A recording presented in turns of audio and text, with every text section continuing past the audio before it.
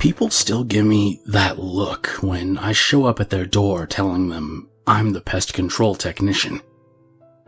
I suppose it's because I look a lot younger than most of the other folks in my field of work. I thought this was going to be a temporary gig, for the first year or two after I dropped out of high school. Well, it's been 5 years. Insects and rodents never bugged me much. Sorry about the pun. And I never really figured out why people are so afraid of them. I mean, just look at how big we are compared to how small they are. Then again, I suppose it's easy to get desensitized when you work in this field. A friend of mine who works in the meat shop says the same thing about his job. It's true.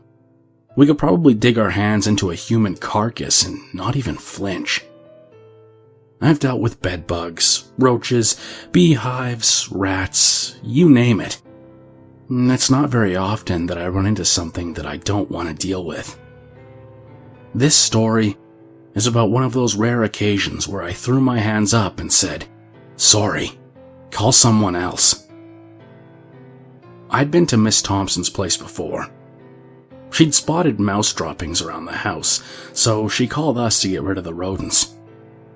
It was an enormous house, way too big for one person to live in. Even her cat had a bigger room than I did. My first visit only lasted about 15 minutes. I laid down some snap traps around the house and let them work their magic. 2 weeks later, I dropped by again to check on the traps. 6 mice caught and no sign of any others. It would be 6 months before we would get another call from Miss Thompson. This time, it was something else. Her cat Bingo had gone missing, and she was damn sure Raccoons had something to do with it. She told us she could hear them at night, creeping in and around the house, only to scurry away every time she went looking for them. Now, I mentioned before that bugs don't bother me much. Raccoons, on the other hand, pose a very real threat. Many of them are rabid and aren't afraid to attack humans if they feel threatened. I've been taught to deal with them using non-confrontational methods, such as placing a bright lamp or a loud radio in their suspected hiding places. It usually works. On raccoons. But those things living in her walls were no raccoons. When I entered Miss Thompson's house this time, I immediately noticed a subtle but persistent odor. It smelled like rot. Something seemed off about her otherwise beautiful Victorian home. Upon closer inspection, I noticed a rusty red substance seeping from the corners of her ceiling. Only small amounts of it, but enough to leave a light brownish stain. I followed the smell to an air vent in her den, one barely large enough to shove a baby through. Peering inside, I saw a few locks of fur, presumably Bingo's. The stench was foul beyond words. When I tried to remove the cover, I realized that whatever critter lurked in Miss Thompson's house must have had the manual dexterity of a skilled carpenter. That, or very sharp claws. In the end, I had to pry it open with a knife. Lying flat on my stomach, I reached into the opening and felt around. That was when I grabbed onto what I thought was a tennis ball and took it out of the hole. Turned out, it was Bingo. Well, actually, just her head. I deal with dead animals all the time, but I'd be lying if I said that didn't frighten me a little. Parts of her spine were still clinging onto it, as if the head was yanked off after a violent struggle. Its eyes were missing too. The way the nerves dangled out of the sockets made it look like something had sucked her eyeballs out. Then I heard the thing. Its shriek echoed down the duct, a bizarre sound I'd never heard before.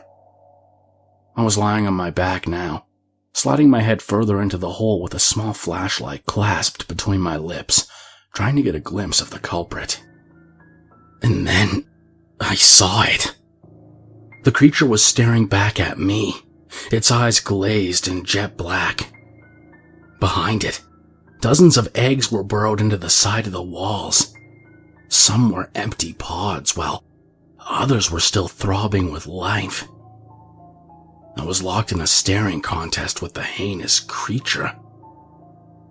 I imagine it might have been thinking the same thing about me. It hissed and shrieked, this time louder than the first. Whatever that thing was, it did not belong in our world. Its slimy body was dripping with a red, gooey fluid which I first mistook for sweat or saliva. And some of it dropped into my mouth, and I tasted the blood-like rustiness of it. I pulled myself out of there as fast as I could and spat out whatever it was that went into my mouth.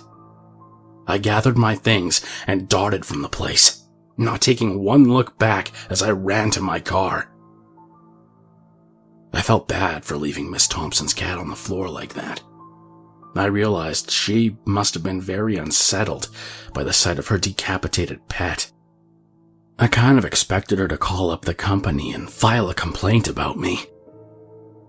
But she never did.